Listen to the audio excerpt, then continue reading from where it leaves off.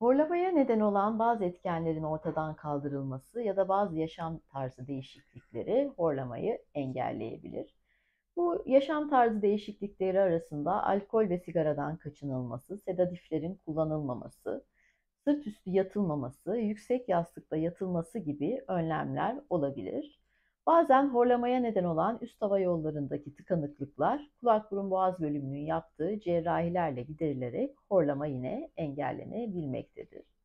Kimi durumlarda ise diş hekimleri kişiye özel ağız içi araçlar yaparak kişinin uyurken arkaya kaçan dilini öne çeker ve yine bunun sebep olduğu horlamayı engelleyebilir.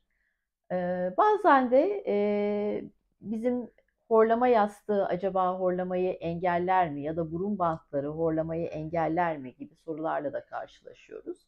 Bunların bilimsel bir dayanağı olmamakla beraber kimi hastaların bunlardan fayda gördüğü görülmektedir.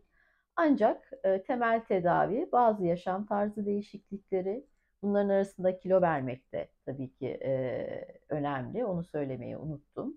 Kilo vermek, alkol sedatiflerden kaçınmak, sigaradan kaçınmak, yüksek yastıkta uyumak, sırt üstü uyunmaması gibi genel önlemler, bazen cerrahi müdahaleler, bazen de diş hekimlerinin kişiye özel olarak ürettiği ağız içi araçlardan faydalanarak horlamayı engelleyebiliyoruz.